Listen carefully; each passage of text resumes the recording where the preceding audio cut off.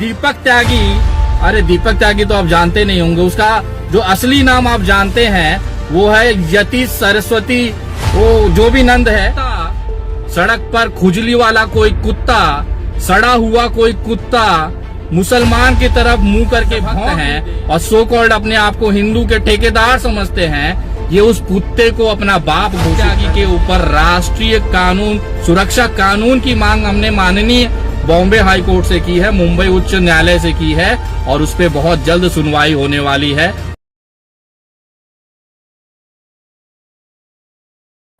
नमस्कार दोस्तों, मैं विनय दुबे मुंबई से। हिंदुस्तान में मुसलमान इस्लाम एक ऐसी चीज है, एक ऐसी वस्तु हो गई है जिसके वजह से पूरा राजनीतिक उसके आसपास घूमता है। मुझे कभी कभी समझ में नहीं आता कि अगर ये इस्लाम और मुसलमान भारत में ना होता तो ये भारतीय जनता पार्टी वाले बेचारे भिखमंगे तो भूखे मर गए होते। आजकल जिसको देखो मोबाइल उठाता है और इस्लाम को खत्म करने की बातें करता है। अभी ताजा पैदा हुआ है जो अपने आप को हिंदू मंदिर का महंत कहता है, लेकिन उसकी वास्तविकता आज मैं आपको बताता हूं और एक खास तोहफा उसके लिए मैंने बनाया है जिसकी घोषणा मैं इस वीडियो में करने जा रहा हूं। तो कृपया पूरी वीडियो जरूर देखें और उनको तक खास तौर पे गाजियाबाद के उन भड़वों तक जरूर पहुंचाएं, क्योंकि उनका बाप विनय दुबे अब उसको दीपक त्यागी। अरे दीपक त्यागी तो आप जानते नहीं होंगे, उसका जो असली नाम आप जानते हैं वो है यति सरस्वती वो जो भी नंद है, वो नंद उसको हम उठा के अब लाने वाले हैं, क्योंकि आज उसको एक तोहफा मैंने भेजा है। आशा करता हूं बहुत जल्द आप लोगों को पता चल जाएगा। लेकिन ये जो दीपक त्यागी जो अपने आप को यति नरसिंहानंद सरस्वती बतलाता है, ये वही दीपक त्यागी है जिसके घर के अंदर उसके दादा उसके बाप कांग्रेस के पदाधिकारी रहे हैं। आज जिस कांग्रेस को ये पानी पी कर गाली देता है, उसी कांग्रेस के पैसे से इस बड़े विदेश जाकर पढ़ाई की, विदेशों में अय्याशियां की और वापस आने के बाद जब कुछ कर न पाया, सोचिए इतनी बड़ी बड़ी डिग्री होने के बावजूद ये भिखमंगा हिंदुओं को बेवकूफ बनाकर महंत बनकर उन्हें लूटता है। लूटता कैसे है सोचिए। पूरी जिंदगी इसके घर पर ये जो निवाला खाता था वो कांग्रेस का था, क्योंकि इसके दादा इसके बाप कांग्रेस की कमेटी में पदाधिकारी थे और आज ये उसी कांग्रेस को गाली देता है जिसकी पूरी जिंदगी इसने रोटी खाई है।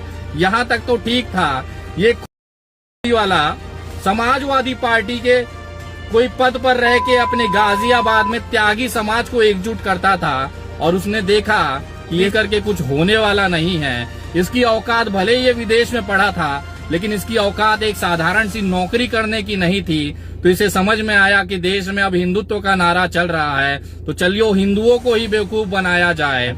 अगर कोई कुत्ता सड़क पर खुजली वाला कोई कुत्ता, सड़ा हुआ कोई कुत्ता मुसलमान की तरफ मुंह करके भौंक भी दे, तो ये जो भारतीय जनता पार्टी के अंधभक्त हैं और सो कॉल्ड अपने आप को हिंदू के ठेकेदार समझते हैं, ये उस कुत्ते को अपना बाप घोषित कर देंगे। उसका डीएम ऑफिस में जाके सर्टिफिकेट बना लेंगे कि ये जो कुत्ता है इसने मुसलमान को भौंका है, आज से यही मेरा बाप है। ये ले जाके मम्मा ये देखो हमारे नए बाप आए हैं, इसका स्वागत किया जाए। ये इसलिए मैं कह रहा हूँ कि ये कोई जात धर्म और दीन धर्म नहीं होता है। जो भी मुसलमानों को गाली दे देगा ये उसे अपने कंधे पे बिठा के अपना बाप बना के घोषित करके पूरा ब्रह्मांड घूमेंगे। आज से कुछ दिन पहले दिल्ली दंगा कराने वाले कपिल मिश्रा इनके बाप हुआ करते थे। आज ये दीपक त्यागी नाम का नया भड़वा जो आया है वो इनका बाप बन के घूमे पड़ा है। और ये यति नरसिंहानंद सरस्वती जो भी तेरा नाम है, तेरा समझ में नहीं आता है तो सुन बेटा, तू इस्लाम खत्म कर देगा। अबे तो गाजियाबाद से तू केवल 4 आज तक कितने मुसलमानों को मारा है बेटा तूने? और तेरे साथ जितने ये चेले चपाटे घूमते उन तमाम लोगों से पूछना चाहता हूँ, आज तक कितने मुसलमानों का तुमने उखाड़ लिया है बताओ? आज तक कितने मुसलमानों का तुमने न करा लिया है बताओ? उनका कुछ उखाड़ ना पाए और चले हो देश से इस्लाम खत्म करने, विश्व से इस्लाम खत्म करने, उनके जीवन का मकसद हो गया है। ये बकवास सुन के न कुछ वो हिंदू जो भारतीय जनता पार्टी के तलवे चाटते हैं ना, वो खुश होते होंगे। ये भारत का नागरिक खुश नहीं होता ये चीजों को, क्योंकि बचपन से ये देश की आत्मा जो रही है वो सेक्युलरिज्म रही है, धर्मनिरपेक्षता रही है। पंथ निरपेक्षता रही है। यहाँ पे हिंदू, मुस्लिम, सिख, ईसाई सारे लोग एक साथ रहते हैं और भाई भाई हैं। तुम चाहे जितना भौंक ले, तुम्हारा हश्र जो है ना वही होने वाला है जो एक पागल कुत्ते का होता है। उसको उठा के पिंजड़े में डालेंगे और वहां तू भौंकते रहे दिन भर, कोई दिक्कत नहीं है।